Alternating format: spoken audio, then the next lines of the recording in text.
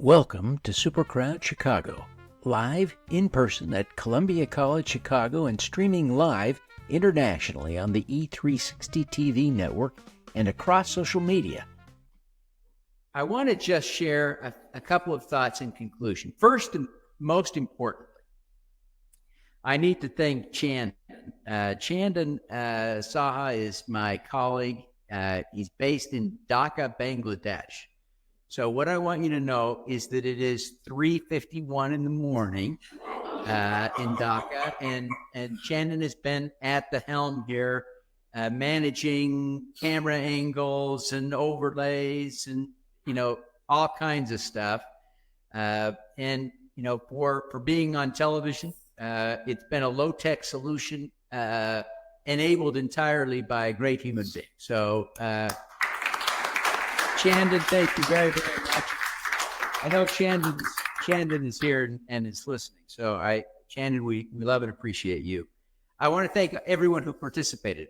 Everyone who's in the room, thank you for being here. Thank you for attending. Thank you for your energy. To all of the speakers, thank you. I can't thank you enough. I recognize the hours and hours of preparation required to do this, and I appreciate it. It doesn't go unnoticed. To our sponsors, we couldn't do this without you. Thank you very, very much. We needed every penny, and we're grateful for your support. I want to just wrap up with a couple of key observations. As we talk about impact crowdfunding, one of the things that I often see is that people begin thinking about utilizing their philanthropic dollars or a subset of their philanthropic capital for impact crowdfund investments. And that's great. But there are three reasons I want you to be sure to focus on making a profit with those investments. This is important, and I don't want you to go home today without internalizing the need for you to be profitable on these investments. I don't mean to suggest you shouldn't do philanthropy. You should. And some of them may even look a little bit like investing, and that's okay. But when you are investing, I want you to make money, and let's talk about why. One, if you're trying to support someone in a for-profit initiative that will have impact, and they cannot be successful, profitable, if they can't make money, they can't have impact, right? In the long run, they will go out of business, and there will be no impact.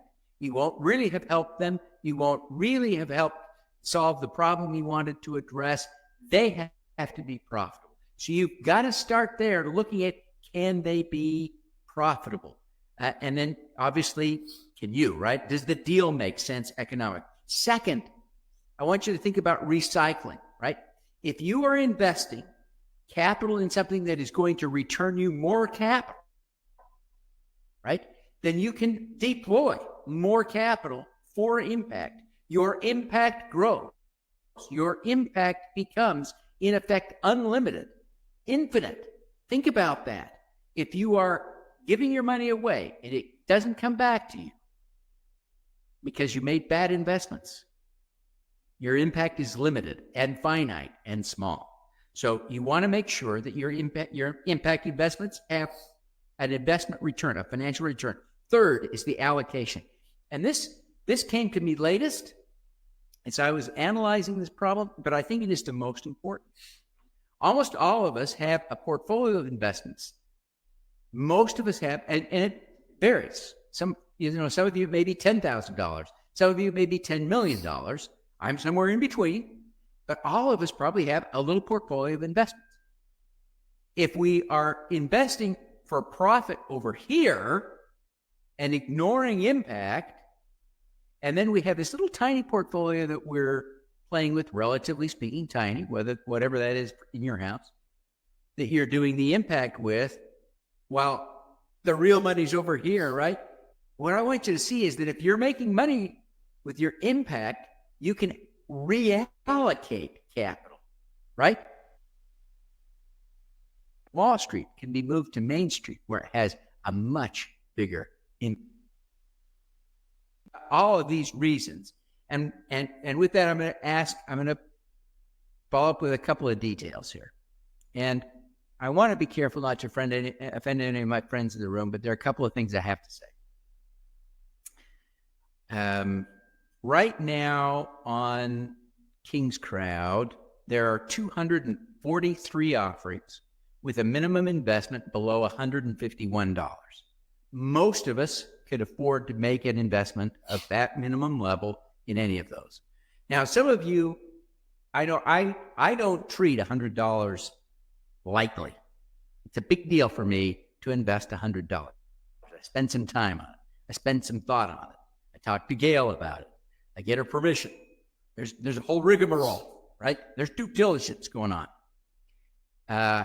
Couple of things.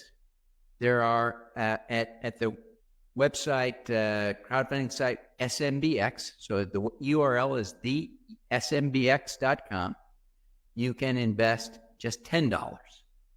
So if you've never done this before, you could go there today and do $10 just to test it. Test the mechanics, see what it feels like. What does it look like? How does it feel to become an investor? Okay, so let's say $10 is too much. Go to Climatize. You got to download the app to your phone.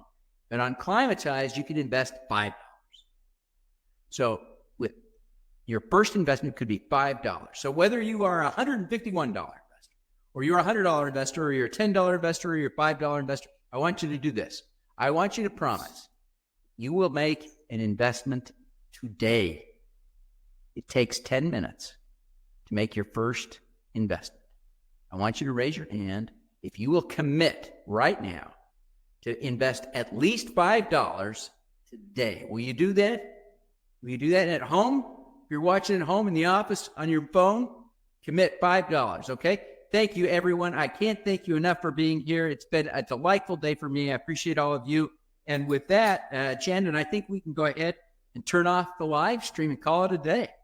So thank you, everybody.